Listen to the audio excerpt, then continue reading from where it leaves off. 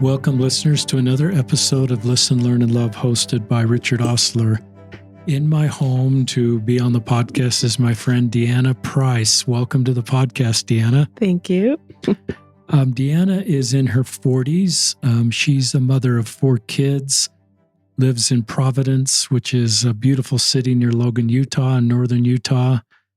She's divorced. She's been divorced a couple of years. She has a long-term friend named Ryan, who is no longer with us. He died around May 3rd of 2022. Deeanna is going to share the story of growing up with Ryan in Wayne County. They're the same age in school, I believe. She was in love with him, had a crush on him, later learned that he's gay. She got on with her life, and Ryan got on with his life. And it's a beautiful kind of love story / long-term relationship of just Deeanna and Ryan staying connected. And she'll just talk about this space in a way to honor Ryan, who's no longer here. She was asked to speak at Ryan's funeral. She was one of 2 speakers at the end of the podcast. We will actually splice in her talk from the funeral. We'll conclude with her funeral talk at Ryan's funeral as a conclusion. But our hope is this podcast it may impact you in different ways than either of us thought of. We hope it will help you reach out to people that perhaps you knew from high school that you don't stay in as close contact with, that maybe you can continue those relationships even if your lives are very different than they were in high school. I think you 2 did a great job of staying in touch. It's also just a way to honor Ryan.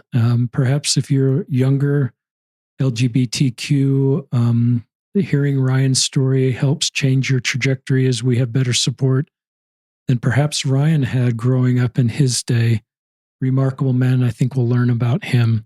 Is that okay for an introduction? Wow, that was great. Yes, thank you. We said a prayer. We invited Ryan, who's not with us, to be here somehow on the podcast, and that his spirit will be felt. And this is a way to honor this good man that died alone. Yeah, he did. And no one should die alone. I don't fault Ryan, someone I don't know, but it's the reality of the road some people walk. Sure. And anyone can be in that circumstance. So I think this honors Ryan. So Deeanna,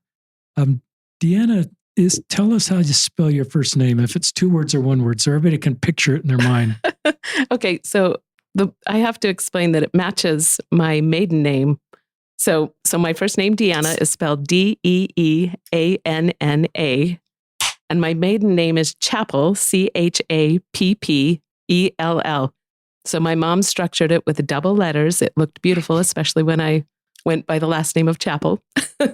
So that's why I just get a lot of letters. There's a lot going on for getting my name spelled right. So now we have all got your name in our heads correctly, wherever we are. But I'll just let you start. Okay. So I want to make sure that as listeners, that people know that I'm still mourning the loss of my friend. And certainly that contributes to my desire to reflect and honor his life. He's been a really magnanimous friend and very willing to let my story be told from my perspective, knowing that he had such an impact in my life. And I'm very, very grateful for that, because he honors me and what the circumstance that it placed me in, to be so involved as a best friend, maybe as a high school crush. We definitely were close, and it was a beautiful thing. So I don't know how many of you have experienced life in a rural Utah town. It's a beautiful life. There's some things that are different about it. And I remember as a youth, people in the church or in the gospel were saying, you need to be very, very careful about choosing your friends. And I remember thinking, how can you be super careful about choosing your friends when you're choosing your friends in kindergarten? I mean, all of my friends, we grew up in Wayne County together. So, you're choosing your friends, but they're the people that are there with you. So I was a good friend of Ryan's. And even at a young age, he was top of the class. He was always the smart one, always got chosen for the singing parts or the lead in the plays or get anything academic. It lent to his strength. He just was intellectually very, very powerful, had a lot of capabilities. And I was young. I was in kindergarten and impressed by that, impressed by Ryan. I remember, this is silly, but he one day got up to the chalkboard with a piece of chalk and drew a picture of a bird. And I just remember just thinking, wow, how does this guy know how to draw a bird? It's a silly thing, but he was impressing me even at 5 years old. So there's the legacy on the longevity of our friendship. I wouldn't say that I had a crush on him early on, not at all. I just recognized he had gifts and talents that I valued and appreciated. And honestly, Ryan was the one that kind of initiated closer friendship with me. And that just happened so naturally. It was just in school, just the amount of hours you spend in the halls and having fun. But I think as he got older, maybe the guys in our towns and area were not lending their friendship to him as strongly as he probably needed. And I think he found a lot of safety and comfort in friendship with me. He definitely initiated what I felt like was this dating aspect of our relationship. He asked me to the junior prom dance, and it was very romantic, and he planned to make sure our colors matched. And the way that he treated me was way beyond respect. I mean, he just genuinely loved me. He didn't have to say it out loud. It was evident to me. And he would, later on, of course, he wrote me a lot of love letters, things that I've never experienced that much candor and genuine feeling expressed in letters that Ryan would share with me. There were times when he had hurt my feelings and he would write me just a beautiful letter to apologize, or it just felt like he consistently nurtured our friendship and our relationship and was very mature about it. And I genuinely appreciated that. I brought one letter today that I thought I might share. I've kept it to myself for all these years, but I honestly know that Ryan would be fine if I shared it. It's a letter that I held on to for about, I guess I received it when I was a sophomore in high school. I did not know this letter was written by Ryan. He gave it to me anonymously. The way that it came about, our seminary teacher asked us one day to either write to one of the missionaries that was serving from our stake or write a positive letter to someone in the high school. And he said, you can either sign it and give it to someone yourself, or if you want to give this letter in an anonymous manner, he said, turn it in to me, leave your envelope unsealed. I'll read it just to make sure it's appropriate. And then he said, I will be the one to deliver the letter to whomever. And I remember I thought, okay, well, I better write to one of these missionaries. And it was just kind of a random person I didn't really know, but I did the assignment and I felt good about my efforts. Unbeknownst to me, Ryan was composing a letter to me. He gave it to me anonymously, and it's beautiful. I'm going to go ahead and read that. Please. Okay. It says, Dear friend, I am writing you this letter to let you know how much I appreciate you and your good standards and morals. For as long as I have known you, you've always been nice to everyone and always happy and always smiling. You've been a good example to me, and a lot of times I wish I could be more like you. I hope you'll always be such a good person and never let your standards down. I know I don't have to worry about that too much, though. I'm pretty sure you'll always be a super good person. Sometimes I get depressed and think there's no good left in the world, but you are like a light in the dark. I hope you'll never change, so I can always look back at you and feel better about the world. You really are one of the very best persons I've ever known. And he signed it. Thanks so much for everything. What a great letter. Oh, it really... What's the date on the letter? February 27th, 1990. So this is a 32-year-old letter. It is, yeah. Handwritten. I wish everybody could see it here. It's handwritten in a beautiful envelope. What a treasure. Yeah. Yep. So I held on to it. I didn't talk to anybody about it. Maybe I told my sister and shared it with my family at home. But for a long time, I thought it maybe was a girl that had written me the letter. I just thought, well, maybe it's somebody that doesn't necessarily want to bring me into their circle of friendship, but admires me from a distance, And so maybe because I had this frame of mind that it must be from one of the girls, I don't know, maybe I didn't think a guy could write such a beautiful letter. Sorry, guys out there. Just didn't think through that. But my senior year of high school, I pulled the letter out and I just happened to be reading it carefully and still thinking about who might have written such a nice letter that it made me want to be the person that the letter described. I didn't feel like I was always happy or always smiling, but it made me want to try to be this person. And I was reading it really carefully one day, and let me see if I can find it. Just looking at the handwriting, and right in the middle of one of the words was a capital letter A. The letter is written, normal, so it's not all in caps. But Ryan, his handwriting was always all in caps. And when I saw that capital letter A that looked just like every A that Ryan ever writes, I recognized this letter was from Ryan. And I was stunned. I thought it was beautiful. And I discovered it right before Christmas. And I was shy to talk to him about it. We were in a friendship, a relationship. We even shared a locker, for several years in high school. We were just constantly together. But I didn't dare just bring up the letter and talk to him about it. So I thought, you know what? Right before Christmas break, I'll write him a letter back and let him know that I discovered that he made a mistake with his careful handwriting. He tried to mask what his handwriting is. And so I wrote to him about it in a little Christmas letter and gave it to him. And then that gave us 2 weeks to not see each other. And when we came back to school, he didn't say much about it. And I said, "Did you get my Christmas card?"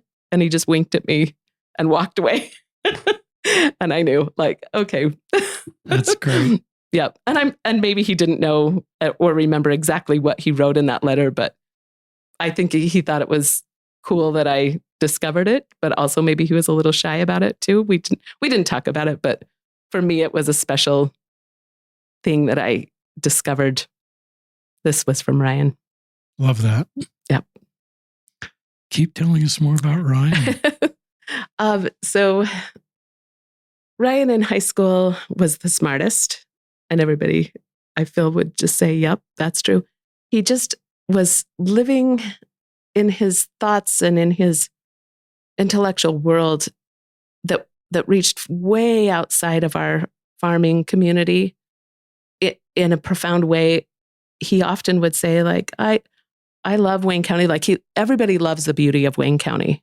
We all did. We knew it was special to grow up there, but he knew that he was not going to live there.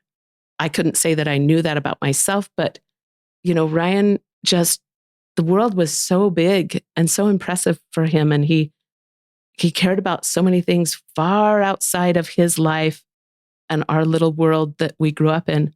When we were in high school, yes, he was always getting perfect grades, did his homework, did everything as he was, asked to do. But beyond that, he would read these, unabridged books that were just impressive, And I realized, his education is his because he's deciding what he wants to learn about, and he'll take time and do that. He played the piano beautifully. He loved to go hiking.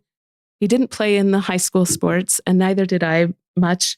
And maybe that brought us together a little bit, that just because of time, we had more time to do homework together, which we did, And I had Ryan helping me with all sorts of things. I'm not saying I'm dumb, but I definitely used his help, and he was a great tutor. And I appreciated that our friendship wasn't just fun and games. We learned music together, we were singing together, and we played piano duets together.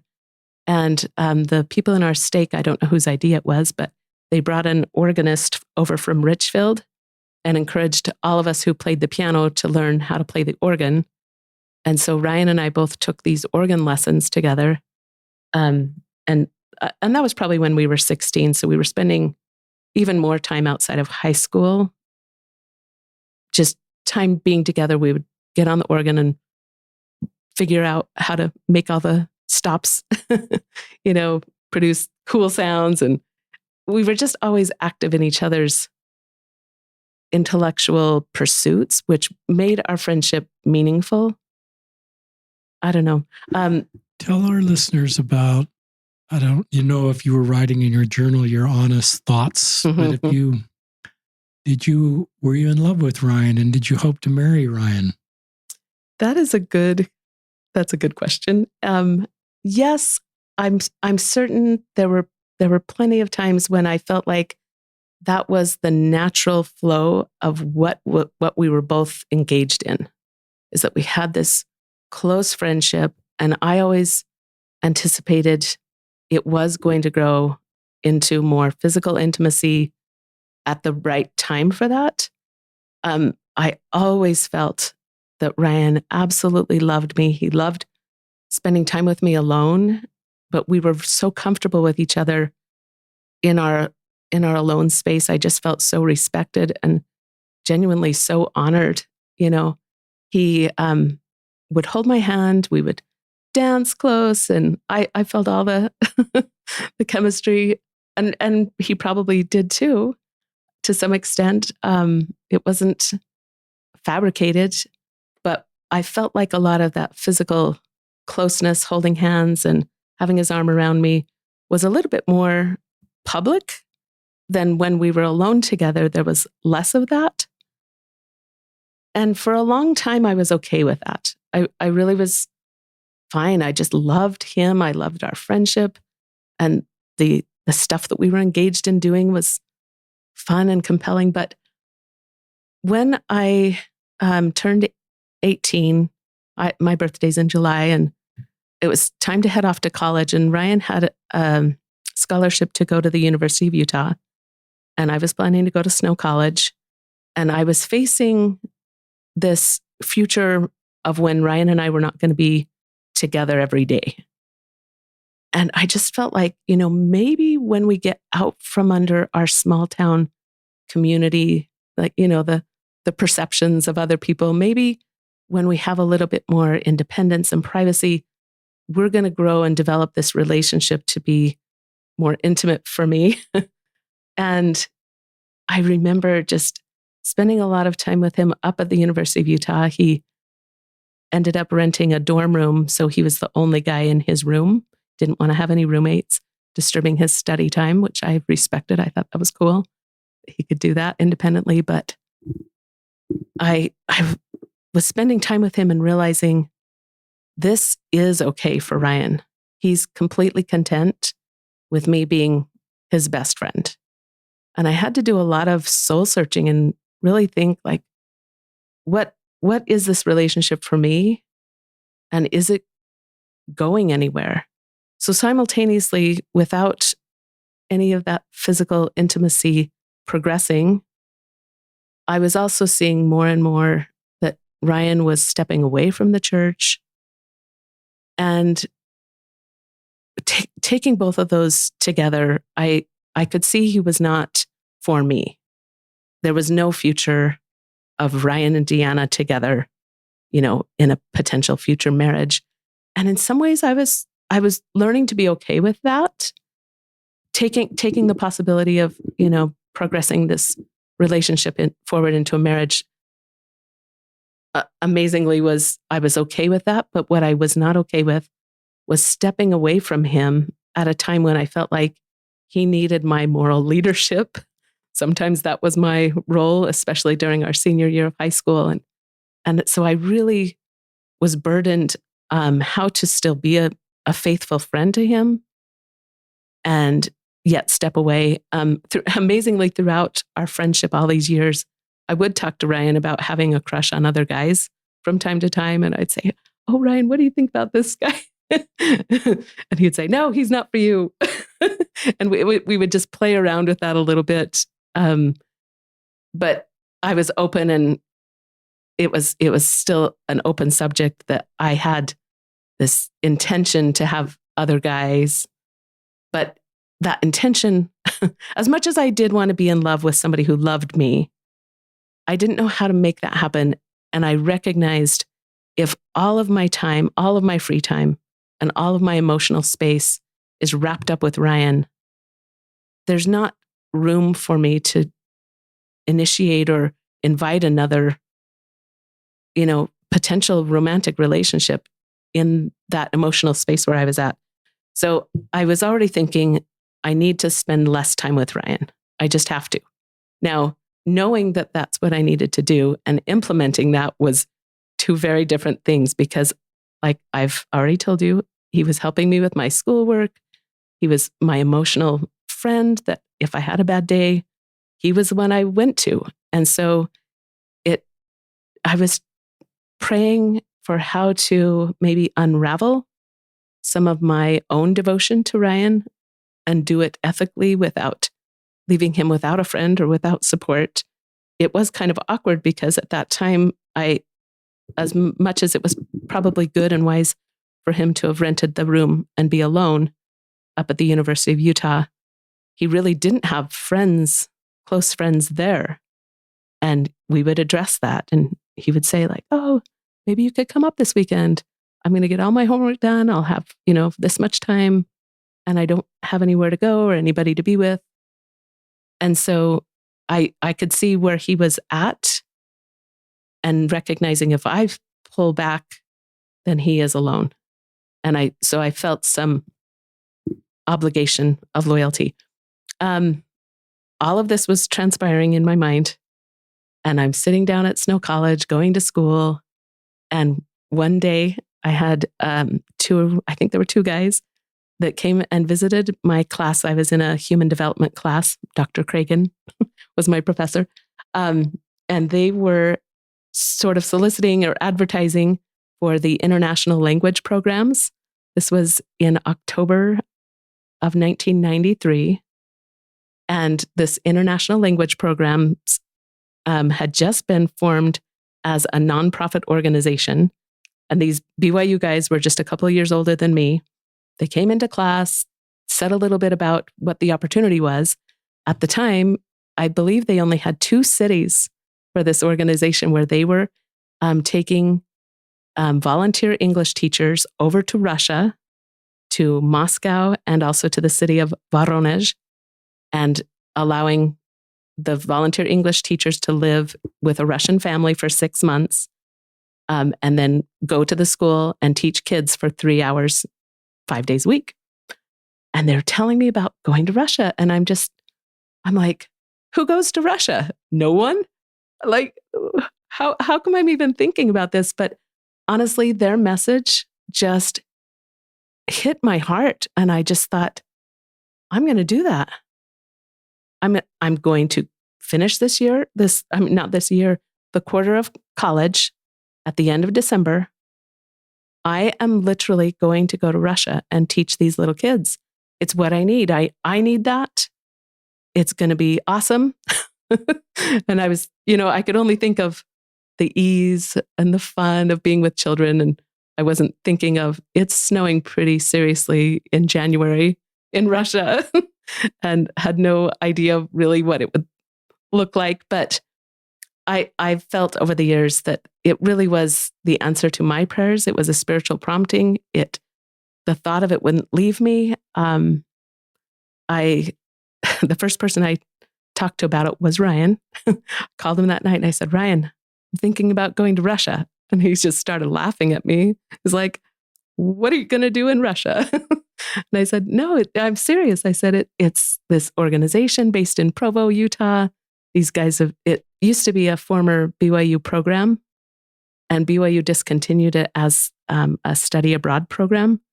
And so some of the people who had been on the program through BYU just created it as a nonprofit organization. Dr. McKee was the director. He was a BYU professor, and it was his little baby. He just wanted to keep sending Latter-day Saints into Russia. And it honestly was just amazing. It was cool, and it was a lot of hard work. But so I'm telling Ryan, I'm going to leave, I'm going to go.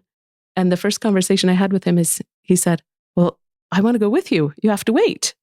And I said, what? No, I'm not going to wait. I said, I'm going to go in January. And we talked about how we could make it possible for him to come with me. And I remember thinking, okay, that would be so fun. Like Ryan and I would have a great time. But in that, he had to stay at the University of Utah and take that scholarship that was offered to him. It wasn't practical. And in the end, I needed that separation. I needed some space. And not to say anything negative, that our first initial reaction to each other was, let's go together. That's how we did life adventures. We did them together. So that was the first time to kind of break through that. And then listeners, Deeanna served a mission in Moscow. So she's lived in Russia twice. 3 times, actually. 3 times. Yep, I did it in 1994, again in 1995 with international language programs. And then I decided to serve a mission. And I had no idea that I was going to be sent back to the same mission boundaries. I mean, that branch that I had been attending in 1994 and 1995 was part of the Moscow mission. That's so I was cool. so happy to be back as a missionary. That is really cool. Thanks for your service and blessing people in Russia, and you and Ryan talking about this. I'd like to fast forward to the very end, not the very, very end, but the Facebook post. I'd love you to read that. So we're skipping, about 20 plus years, because you come home from your mission in Russia, from Russia in 98, I believe. Yep. And Ryan died in 2022, so that's 24 years. But if you'd read your Facebook post, okay. I think you posted this right as you learned that Ryan had passed away. That might be helpful for our listeners, and then it might give us context to then circle back on these 20 plus years. Yeah, no, I think that's great. I wrote this post. Before I posted it, I definitely recognized that Ryan's parents and his sister and brother hadn't posted about his death. And I felt, I don't know, a little timid about sharing it publicly, but it was, what happened was so special to me that I just felt like I wanted to share it. It includes my testimony. And that to me is important to share, and to share honestly. So it's a good summary of this friendship with Ryan. I wrote, have you ever had someone in your life who represented all the things, depth and distance and closeness and meaning and constancy and beauty and ambiguity? And I could go on. I guess love is as tangled and nuanced as all the shows and all the books combined. For my growing up years, Ryan was there, kindergarten through college and on into Russia in the form of letters. The last time we were together was last summer. We spent the afternoon in Bicknell and Torrey.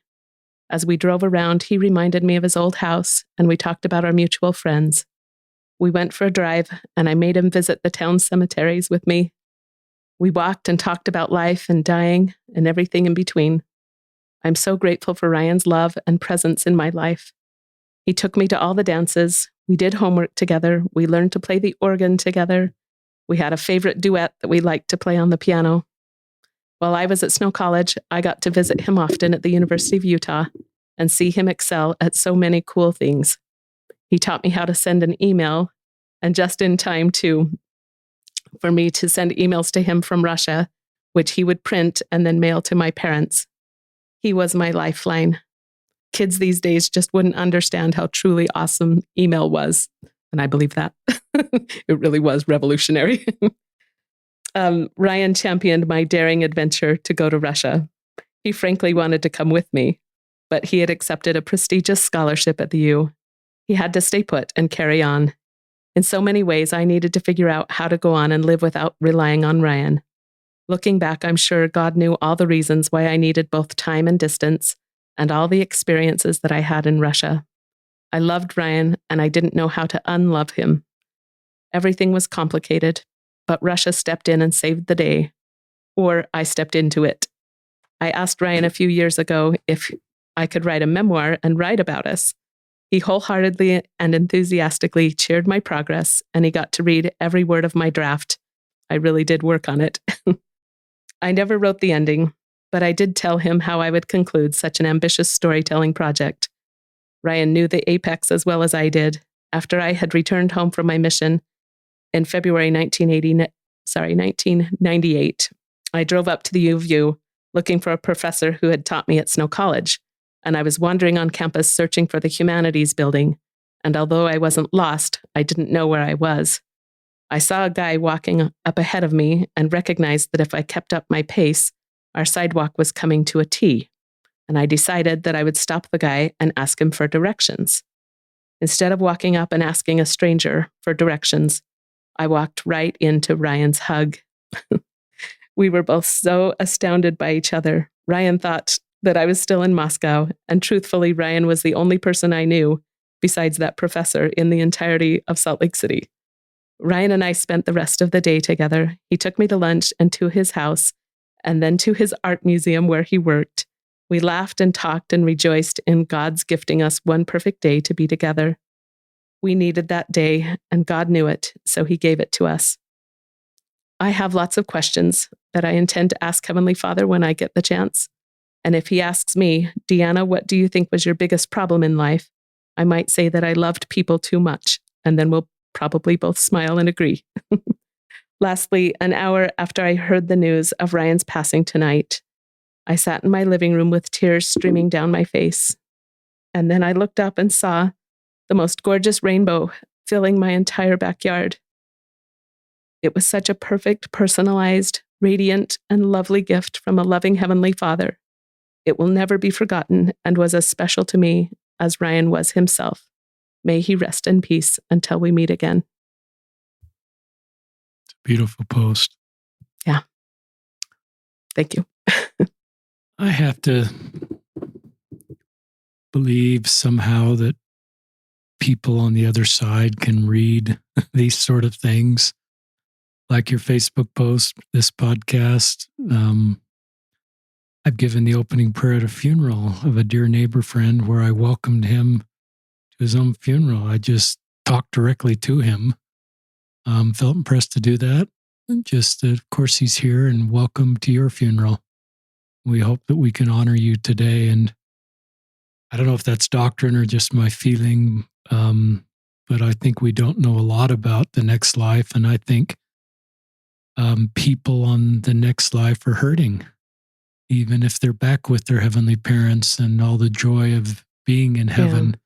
They're still separated from people they love. And they're in a new situation. Again, life has changed. And so I think it, just like that letter, there's two things sitting on our podcast table: that handwritten letter that Ryan wrote to you and a copy of your Facebook post that you wrote to him. And there's something symbolic about they're both, you're not sure if the other person's going to know who sent it or if it's going to be read.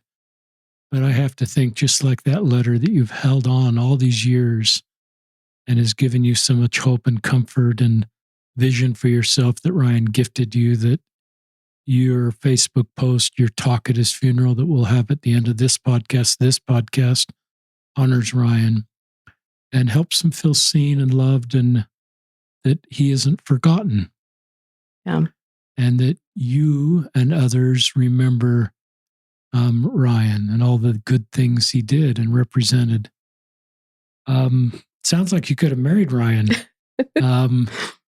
And it sounds like him going in a different direction in the church, especially when you got home from your mission. Talk about him being gay. When did you sort of connect the dots that he's gay?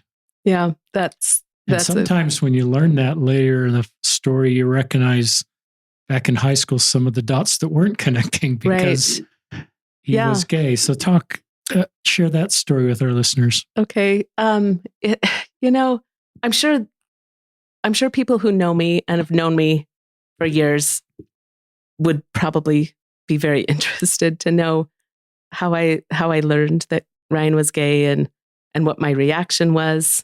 And it's not something I've shared a lot, to be honest.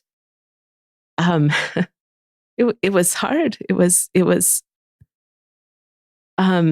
in some ways it was natural for me to understand that about him. It fit, the picture came into clarity. And so there's that side of it. But I was so wrapped up emotionally with my own experiences and hopes and the chemistry I felt with him and the love letters. We've got 2 sitting here. There's about 100 in between that were exchanged between Ryan and I.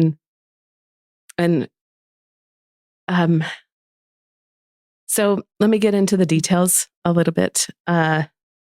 When Ryan and I were 16 years old and we were taking these organ lessons, we were spending quite a bit of time. I know that I had a key to the chapel there in Lyman, and I was told by my bishop that I could go in and practice the organ anytime. They trusted me with the key and said it's good if you can have 1 or 2, people with you, but if you can't, just go while it's light outside. Don't stay deep into the night. But if it's dark, then take someone with you. And of course, Ryan was the person who came with me a lot. And one night after we'd locked up the church, we got back in the car, and instead of turning on the car, Ryan just said, I really want to talk to you. We need to talk. And we'd been laughing and playing and things got all serious. And I said, okay, well, yeah, let's talk. And he just said, Deeanna, I want you to know, and you need to know, that I'm never going to get married. And I was kind of stunned. I was like, what do you mean you're not going to get married?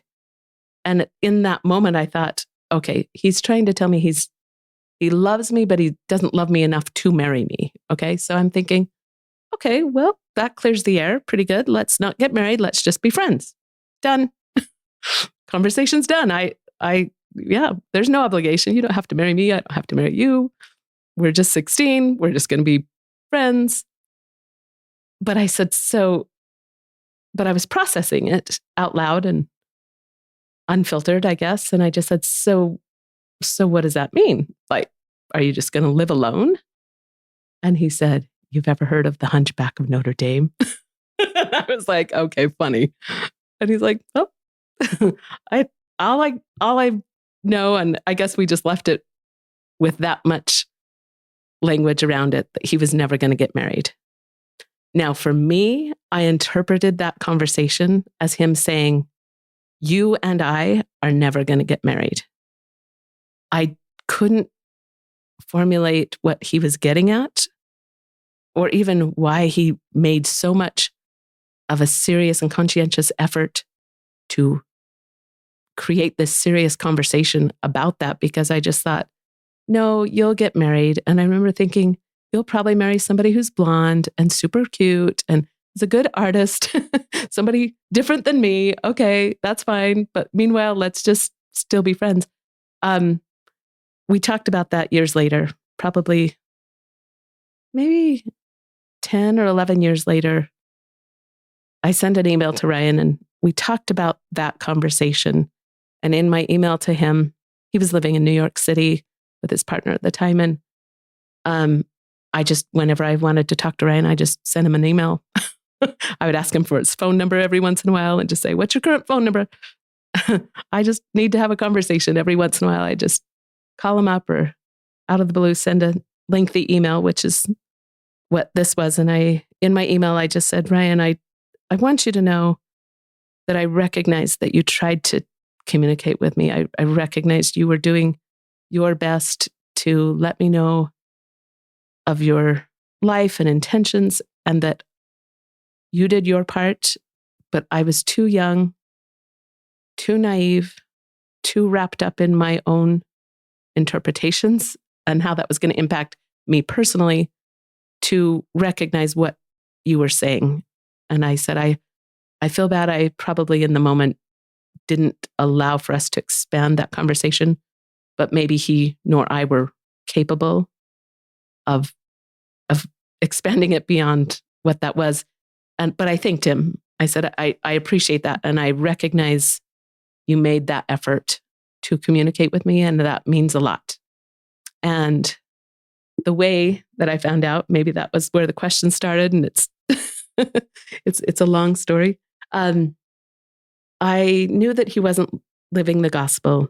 He spent some time in Paris, France. He was studying there in 1995. While I was in Russia, he was in Paris, which was kind of fun for us to both be out in big, glamorous cities doing grown-up things. And I saw him in December of 1995, went to his home with his parents and his family, and we were sharing photos and talking, and I told him about my 2 boyfriends that I had simultaneously, which was a disaster.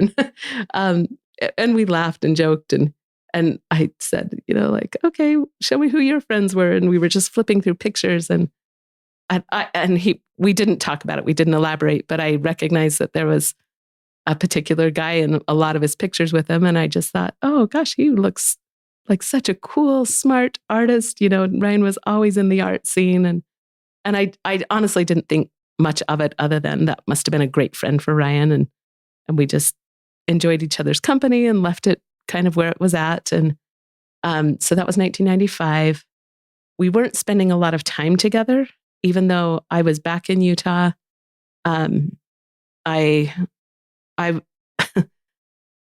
I knew that I still needed enough distance from Ryan so that I could have other guy friends. And so, yes, Ryan was always available to talk with me, to be my support, to be my friend. I felt bad that I didn't feel like I had that to give to Ryan in the same way that he had that availability for me. And that went through our whole life, after high school. He was always available to be the shoulder to cry on or my support. And it's not like I talked to him often, but when I did, I would just cut to the chase and say, these are the things I'm dealing with in my life. What do you think about this? What advice do you have for me? And he always had great insights and positive things to uplift me, whether he could he couldn't do anything about my situations in life, but he was a great sport. Always a beautiful friend for me. So I get home from my mission, skipping ahead now, it's 1998. I still do not know that Ryan is gay. I just know that he's not living the gospel. Okay. He's got friends and people that he's spending time with at the University of Utah. I get home from my mission. We have this chance encounter. I wasn't looking to find Ryan that weekend that I was up in Salt Lake City, but God put him on my path and sort of said, look, you two, you need some time to be together. That's how I see God's intervention in our friendship. Just you guys need to process and you need to have some time, some quality time together. And man, I can't, when I think about Heavenly Father doing that for both of us, for Ryan and I, that was such a pivotal thing for us to randomly find each other. And he had time in his day and I was there and we spent probably 6 or 7 hours together. I told Ryan at that time, I said, look, I've got this guy from my mission that wants to date me when I get home, and that's going to be in a couple months. And Ryan said, okay, well, you know the policy. I have to approve first. Can't just have any random guy in love with you now, can we? And so he was teasing and said, I want to meet your guy as soon as he gets back. You bring him up to Salt Lake City. I've got to meet this new crush that you've got going. And as I said, okay, yeah, let's do it for sure. And Ryan told me that we had a mutual friend who was also there at the University of Utah. And I didn't have time on that trip to go see my other friend. This other friend is actually a super special person to both Ryan and I. She was a Japanese exchange student and lived down in Wayne County with Ryan's uncle. And so she was a super close family component with Ryan and a good friend of mine. And so he said, I'm sure Causeway wants to see you and meet this guy too. So come back up and we'll do this. So I left Ryan. We didn't really talk, but we had that big long day together. When my missionary guy came home, I said, okay, you're home. Now you've got to go meet my best friend, Ryan. And so we hop in the car and I'm sure he's thinking, why do we have to go meet your old boyfriend? Why is it so imperative? And I just said, it is important. We go into Ryan's home up, I guess, in the avenues. And we're sitting there on the couch. And I'm holding hands with this new boyfriend who I ended up marrying. And Ryan's sitting across from me on the couch opposite. It was awkward. It was so awkward for all of us. And we only stayed for a few minutes. And Ryan's like, okay, well, I guess that's that. It was just a brief, weird moment to be all together, the three of us. And we went back out to the car and we literally just closed the car doors. And my husband had said to me, okay, that was weird. And I was like, well, it didn't need to be as awkward as it turned out to be. And he said, no, he said, I feel like you should have told me that he was gay. And I just looked at him and I was like, you know what? That's rude. I said, Ryan is an artist. He's an intellectual guy. He's super smart. That's rude for you to jump to that conclusion. And he was looking at me and just said, but he is, isn't he? And I just sat there in silence. I was like, this is weird for me.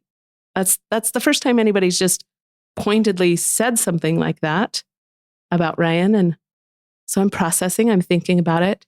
We end up driving to my friend Causeway. Her name is Causeway Kashiwagi, very Japanese.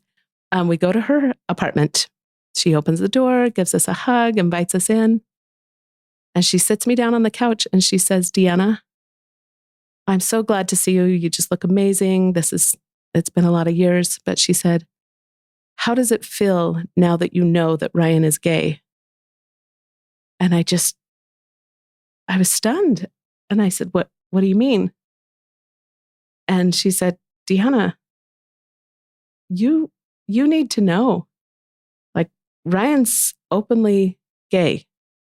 Everybody knows, Deeanna. And she said, I wondered if he told you when he saw you, a few weeks prior. He said she was kind of disappointed that Ryan didn't tell me, but I wasn't ready to receive that information from him directly. And I honestly, I'm so grateful for those two friends in my life, back to back on the same day, just told me and just cut through the mystery. It's a weird thing. Denial's a weird part of our processing, part of our psyche. I don't understand it, but sometimes outsiders can see things that people in dynamics can't see themselves. That's a kind of a mystery to me. Maybe I should have come to those conclusions myself, but I just didn't. And I think when I was young, I felt so stupid. I was like, oh, wow. Well, if everybody can know this and it's just obvious to everybody, I must be really stupid, just dumb and naive. And I really didn't honor or respect my own naivety, I guess. But more than anything, I mean, as the years went by, I recognized that kind of naivety is a beautiful thing. It's a sacred part of our processing, and it's okay. It's perfectly fine. We all have perceptions and thoughts and ideas, and we get involved with people in situations that maybe we can't see, maybe we're withheld from information that we're just not ready to process, or maybe we're given a gift of time for whatever reason. Our psyche kind of withholds things from us to allow us some space or time for growth. So I maybe Ryan could have just held my hand and looked me in the eye, and maybe he could have told me that. I don't fault him for not doing that. We had that day to be together, and we were like kids. We just wanted to play. We just wanted to have fun and talk and joke around, and that's okay too. Let me ask you, let's do 2 more segments. Mm-hmm. That was a great segment of grace, just that maybe even though Ryan wanted to have the conversation, it was just a great day that you'll always remember. You have a smile on your face as you remember that day. And it was a transition point as you were falling in love and getting married, and Ryan has gone a different path, that maybe it's grace and not your head in the sand. I don't think you have your head in the sand. It's just wasn't time. But do a segment on just eventually you're going to have this conversation with Ryan that he's gay. Mm-hmm. And I'd love you just to talk about, that conversation. And then you spent 20 plus years. It doesn't sound like your relationship with Ryan ended. No, it never ended. So tell us, and try to keep that, because I want to leave time to add your talk. So try to do that in about 5 minutes if you can. So we didn't talk about it. Ryan ended up moving to New York City around the exact same time that I got married. So big transitional changes for both of us happened. And then I didn't talk to him for a year, probably, not even an email, or I can't think that I did. But his younger brother was getting married, and I knew Ryan was coming back for the wedding, and I just wanted to see him. Whatever was going to happen between us, it didn't matter. I was going with the purpose to see Ryan. Yes, I was happy to be with the family, but I invited my husband to come with me. I had my baby girl in my arms. So this was about probably a year and 15 months later. I don't remember when he got married, the younger brother, but I had my child in my arms, right? Little baby. And I told my husband, I'm going. If you want to come, you better come along. That's just the way it is. And I saw him at this wedding reception, and we just hugged. We didn't talk about the changes that had happened. We just hugged each other right there on the spot. I sat with him at the little cultural hall table, and we passed my daughter back and forth between us. And it was we just moved on, and we just let things go. And I'm so grateful for that from both of us, we just brought back the friendship we always had instantaneously. It was natural, and we didn't need to talk and process in that moment. And like I said, I let a lot of years go by, and it was probably close to 2010 when I just wrote a long email and said, look, here's my perspective on this issue, I guess, and how it's impacted me in positive ways. And here's some of the things that were hard for me. And I just sort of put it out there for Ryan, and he wrote me back and said, I'm so glad we're talking about this. For him and I both, I think it was a relief to really get back into it and do a lot more processing. And I know we exchanged a bunch of emails, and then we just called each other and talked on the phone for an hour or so. And ultimately the message from me and from him to each other is unconditional love. I love you. I respect you. I'm so grateful you're in my life. We're lucky to have each other. That was how we always felt. That was a great segment. I I wish Ryan could come on the podcast. Me too.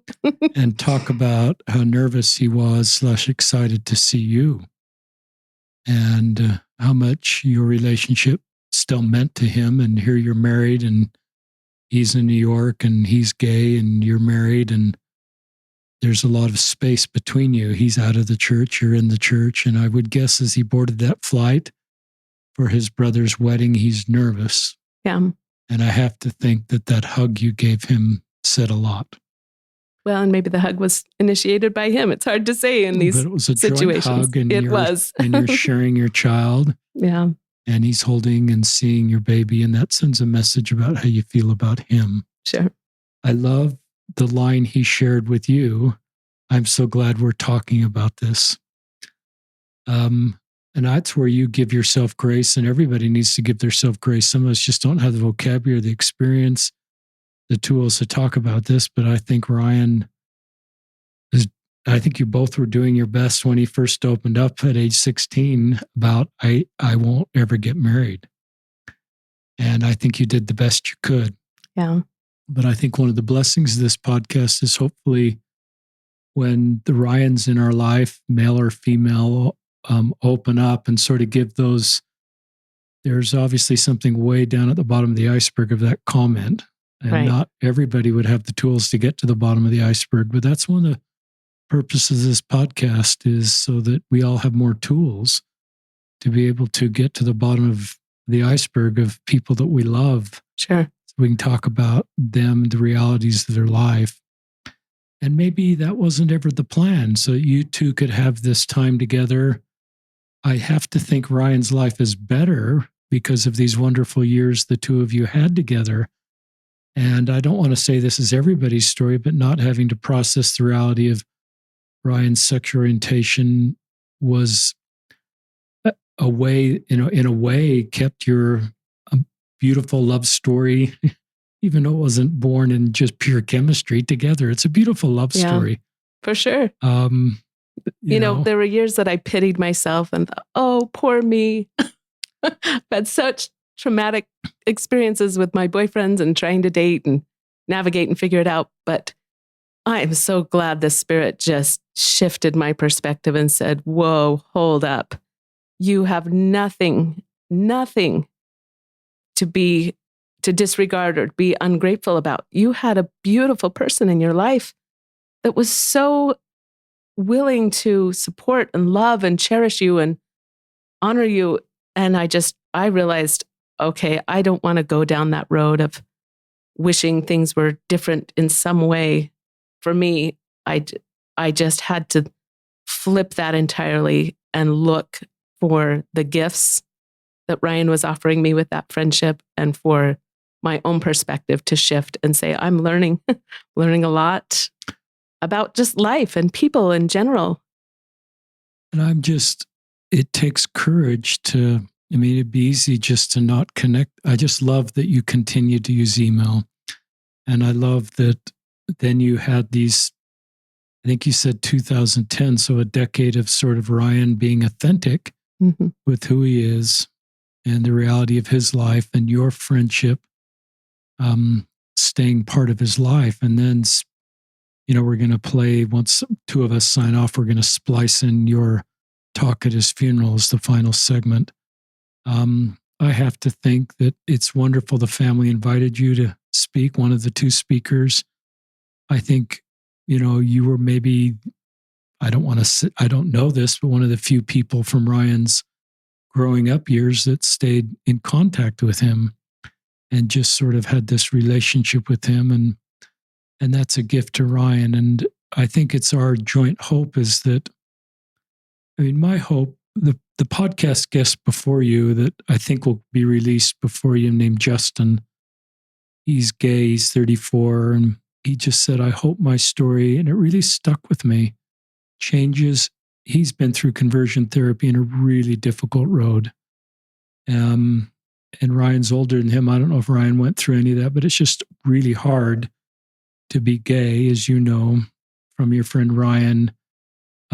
Sometimes even harder in a smaller community, to be in a conservative religion. It's just harder. Doesn't mean conservative religions are bad. It's just harder. Right. We don't have tools sometimes. And Justin said, I hope my story changes trajectory and softens hearts. And so I'm thinking of all the 16-year-olds right now. They're gay or lesbian or trans. And the people like you that step forward so that we all have better tools when they sort of do the best they can to sort of signal the reality of their life, because they need people to walk with them. I think Ryan, I don't know, but my guess is if this conversation we're having if you were 16 years old now, Ryan would have better tools to come out to you. You would have better tools to understand what he's saying, and you could walk together. Right. This friendship changes. You're not going to marry him at 16 instead of after your mission. But it would be still a beautiful love story. You could kind of walk together. And I think maybe that's my hope in listening to your story, Deeanna, is that we do a better job of walking with each other in the realities of their life. Well, and even with Ryan's other issues. Not alone. Right. Even with other issues, and any kind of anything that we're facing in life that's causing us a lot of distress, if we can put words to it and articulate and share that burden with another person, it makes a huge impact. Our words are really powerful. We need them. And like you say, sometimes we don't have the tools. And I remember feeling very isolated in my own circumstances. I didn't know any other girls who had been in love with a gay guy. I didn't know how to talk about that with my other friends, and just so. And some would say, "Well, duh, didn't you know?" Or like, right, and that's super unhelpful. Yep, can be really shaming. Like, what we, duh. Right, but in that, I felt defensive. Like, look, if you want to read the love letters that he wrote me to prove that he loved, you know what I mean? I felt like.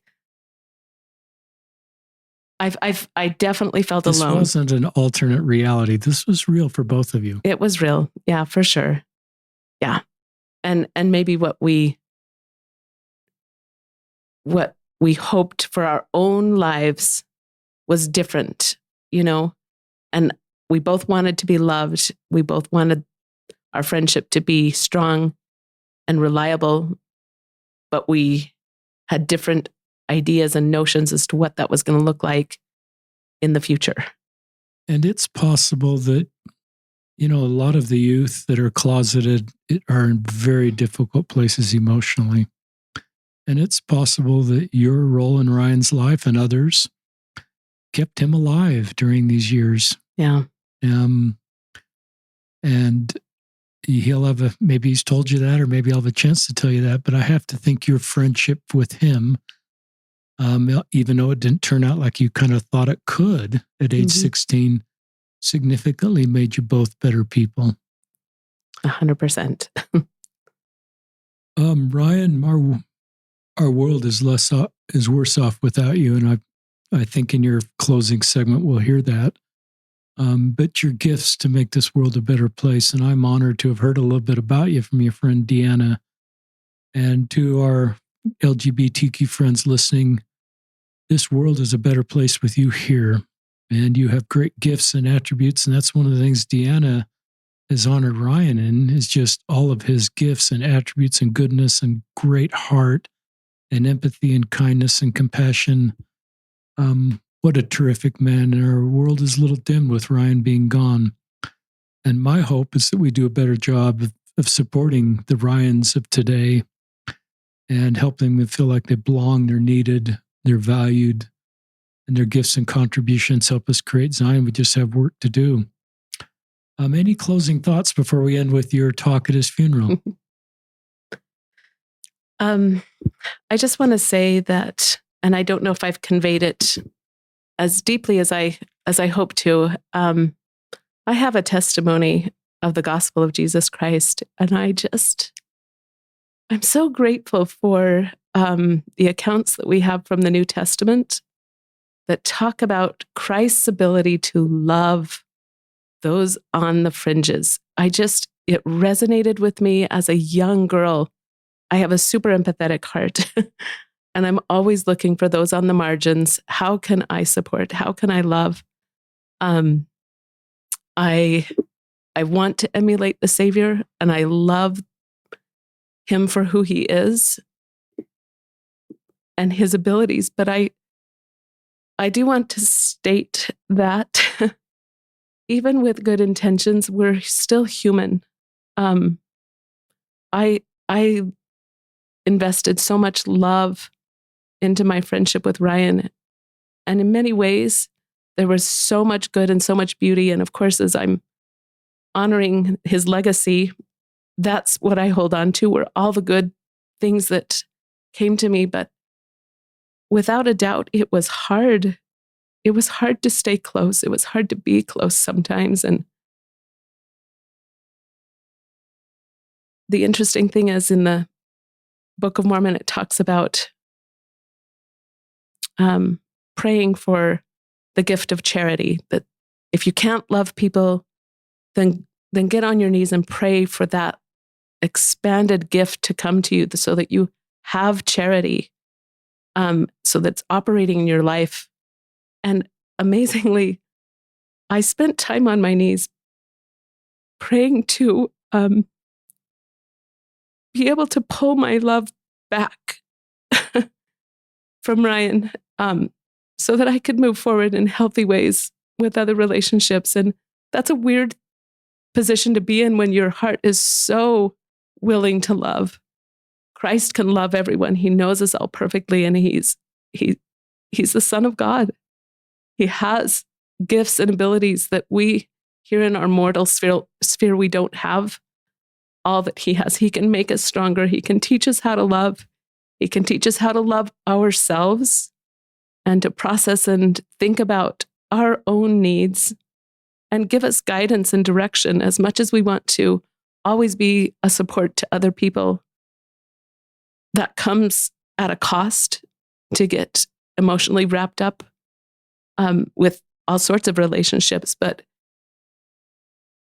Heavenly Father sent his beloved Son to teach us, to give us strength, enhance our capacities, give us understanding, comfort. I feel that my friendship with Ryan would be incomplete without the Savior as my leader. He's my leader. He teaches me how to honor and respect others, honor and respect myself and my own limitations, my own inadequacies.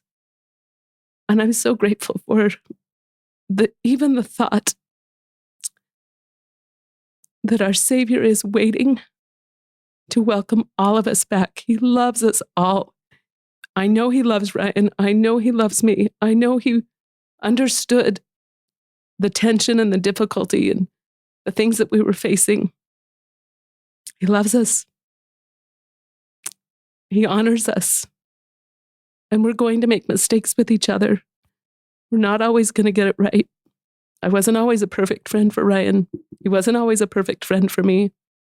There's enough good to bless our lives in beautiful ways. It will always be my gift and treasure to think about Ryan and the things he gave to me in the way of words and friendship. He was amazing.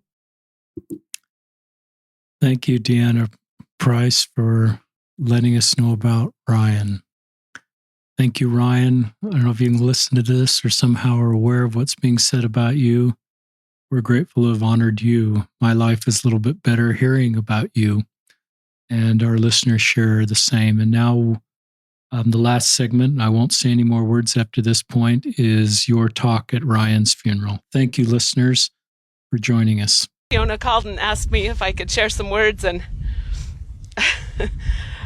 I thought so much about Ryan and what kind of message I could leave that would be worthy of him.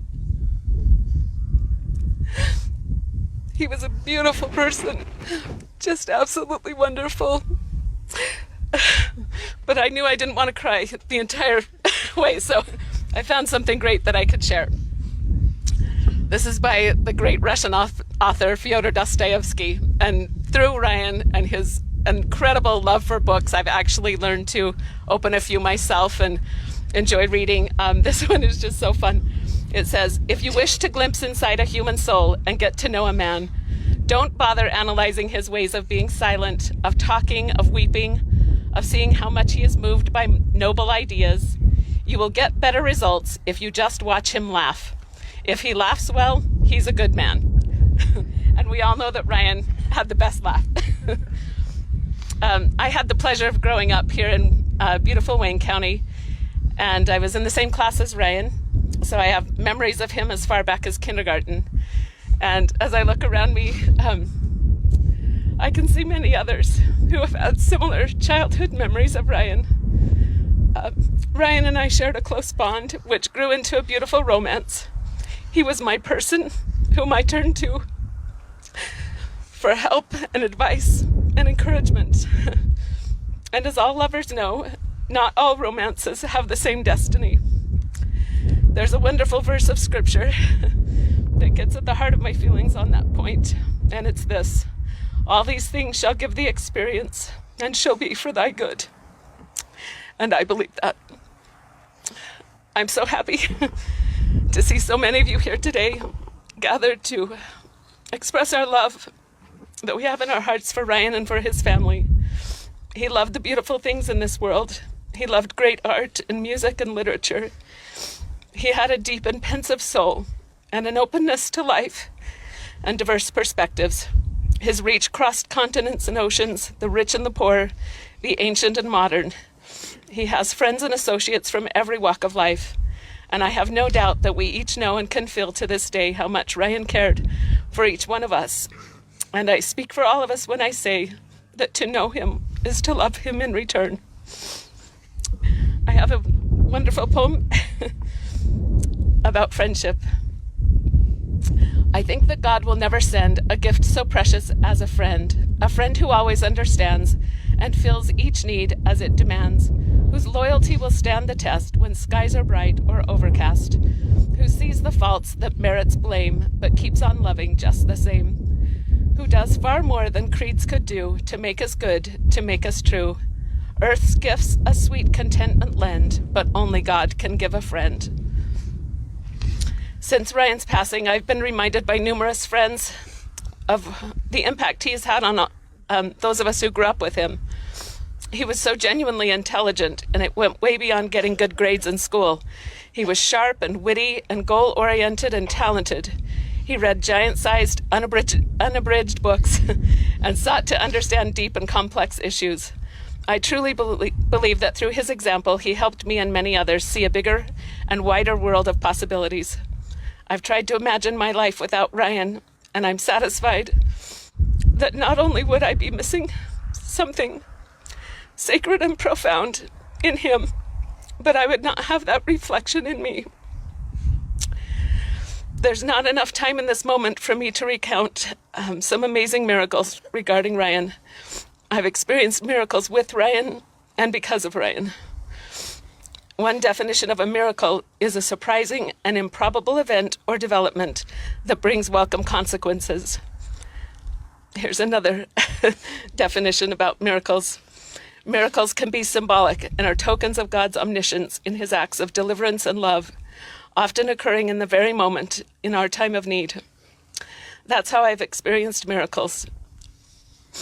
I'm in awe of the many witnesses that I have received of God's love for each of us. He knows us all individually and perfectly and wants us to be shaped and molded by our life experiences. We are here to learn. And life lessons are designed to be hard and produce growth in each of us. When things get just a little too dark and challenging, God can send us a ray of light, a guiding star, a silver lining to look back on, and even a rainbow in the sky. Is there anything too hard for the Lord?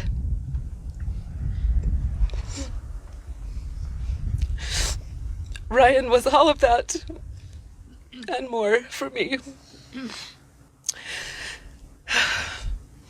I really do believe that God orchestrates our circumstances and gives us just exactly what we need. And I love when our needs are met, when along comes a friend with uplifting words of encouragement and a smile. There's another wonderful poem that I found that captures the essence of a friend. It's called The Human Touch. 'Tis the human touch in this world that counts, the touch of your hand and mine, which means far more to the fainting heart than shelter and bread and wine. For shelter is gone when the day is o'er, and bread lasts only a day, but the touch of the hand and the sound of the voice sing on in the soul always. The last time that I was with Ryan was here, right here.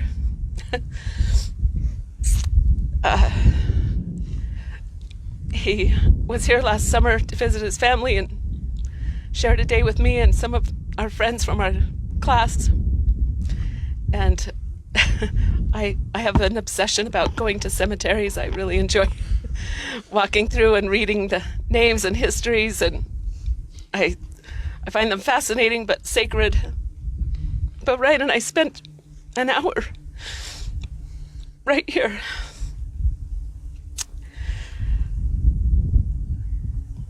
Sometimes we talked about our lives and sometimes we talked about others. I wish I could say that we felt profound feelings or talked about spiritual things, and I can't say that we did. It was just a pleasant moment to walk and talk and be together, like so many we had had before. If I had known it would be my last time, I would have thanked him for helping me feel beautiful and loved. I would have thanked him for his kind letters and notes that he's given me over the years. I would have told him how much he's influenced my life for good. Maybe those things went unsaid, but I think they were implicit in our hearts. And now when I come back to visit Ryan's grave, I can look back on the final hour of our time together and know that it was here, right on heaven's doorstep. When Deeanna shared the news that Ryan had passed, she sent me a text message and said, "Deeanna, please call me." And I got home and took some time before I called her. And I was in my bedroom and she shared the news and I began to cry, of course. And I stayed in my bedroom and my shutters, my windows were closed, and I just wanted to stay in there for a long time. And I heard my daughter come in through the front door of the house. And I like to try and be a good mom, go greet my kids and tell them I'm happy to see them at the end of the day. And so I dried up my tears and went out to see my daughter, and she was the first that I told that my friend Ryan had died. And I've talked to my kids all these years about Ryan. I think they're probably tired of hearing about Ryan. He's so special to me. But in that moment, I started getting text messages from friends and people that had heard the news of Ryan's passing and were reaching out to me to make sure I had heard and knew that I was going to be experiencing some sadness and grief. And I sat down on my couch to start answering and responding to my friends, and I looked up and that window was open, and it was so faint, but I just looked up and saw this rainbow just appearing in the sky, and I couldn't hardly believe it was happening. Opened the door, stood out in the rain, and watched this huge rainbow fill up my entire sky. I'm so grateful for that moment. It's one of my miracles because of Ryan. Last of all, I just want to say that if a loving God wanted to let me know that he was there in my hour of need and that he wished to honor the love that Ryan and I had for each other, he sent his message more perfectly and more beautifully than I could possibly imagine. God is love, and I will praise and honor him forever in the name of his beloved Son and our friend and Savior, Jesus Christ. Amen.